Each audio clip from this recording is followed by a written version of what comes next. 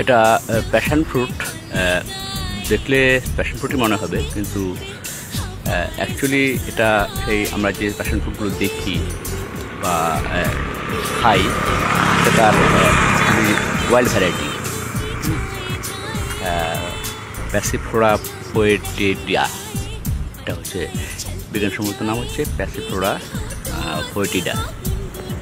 এটা একটু আলাদা, অনেকটা ছোট হয়, মানে আমরা যে হোয়াইট প্যাশন এটা দেখি আর কি, এটা তার থেকে অনেকটাই ছোট, আর ফলগুলো আলাদা অন্যরকম, বুঝতে পারছেন। পাতাটাও অনেকটা এক। এটা খুব একটা মানে আমাদের এখানে খুব একটা জঙ্গলি টাইপের গাছ, মানে বিভিন্ন বড় বড় গাছের মধ্যে এই জঙ্গল তৈরি করে থাকে, আর প্রচুর পরিমাণ হতে থাকে একবার হয়ে গেলে। এটা আমাদের নয়, গাছটা হচ্ছে আমেরিকার নেটিভ গাছ, ওখান থেকেই সারা পৃথিবীতে ছড়িয়েছে। সাধারণত এই যে কাঁচা ফলটার গায়ে দেখা যাচ্ছে এরকম একদম কাটা কাটা বা একটা জালের মতো তৈরি করে আছে, যেটা কিনা এটাকে বলা হয়, এটা এক ধরনের প্রোটো কার্নিভোরাস গাছ। যেমন কলসপত্রী গাছ যেমন কি আছে, কি করে পতঙ্গগুলোকে খেয়ে ফেলে, এরা কি করে, এরা হচ্ছে প্রোটো কার্নিভোরাস, মানে কার্নিভোরাস নয় পুরোপুরি।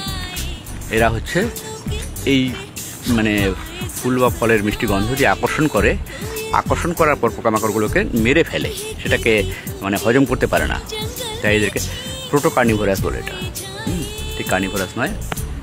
কিন্তু এই যে সবুজ ফলটা, এটা আস্তে আস্তে প্রথমে পাকলে পরে হলদে হবে ভাব, হলদে থেকে আস্তে আস্তে কমলা কালার হয়ে যাবে, তখন এটা খাওয়া যাবে। কিন্তু কাঁচা অবস্থায় কখনো এটা খাওয়া যায় না, কারণ এটা টক্সিক। পাতাটাও টক্সিক, তবে কচি পাতা যেটা আছে, কচি পাতাটা অনেক জায়গায় মানে অনেক দেশে কচি পাতাটাকে ড্রাই করে রেখে দিয়ে চায়ের মতো খায় আর কি।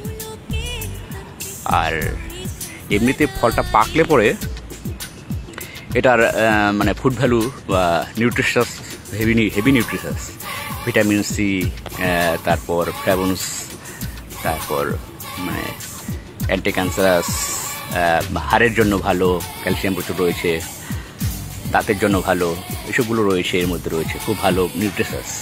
কিন্তু অবশ্যই সেটা কমপক্ষে হলুদ হয়ে যাওয়ার পর, কাঁচা অবস্থায় মানে এই সবুজ অবস্থায় খেলে এটা বিষক্রিয়া হতে পারে, মানে হবে, হ্যাঁ।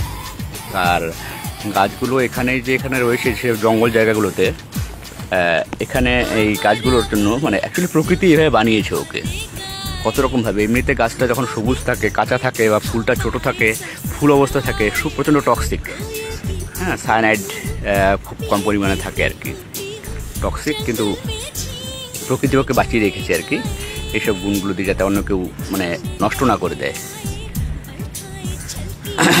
প্রচণ্ড টক্সিক হয়, কিন্তু ফলগুলো পেকে গেলে তখন পাখি টাকি এসব খায়। তাছাড়া মানুষও খেতে পারে, কোনো অসুবিধা নেই। পুরো মানে কমলা হয়ে যাবে যখন, সবুজ থেকে হলুদ তারপর কমলা, তখন এর ভেতরে যে শ্বাসটা থাকবে, শ্বাসটা থেকে শরবত খাওয়া হয়।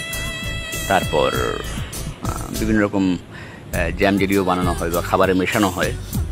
কালো কালো বীজ ওখান থেকে গাছগুলো হয়, আর সেটা পাখিদের দ্বারাই মেইনলি হয়। তাছাড়া নেটেও কিনতে পাওয়া যাবে ফলের বীজ।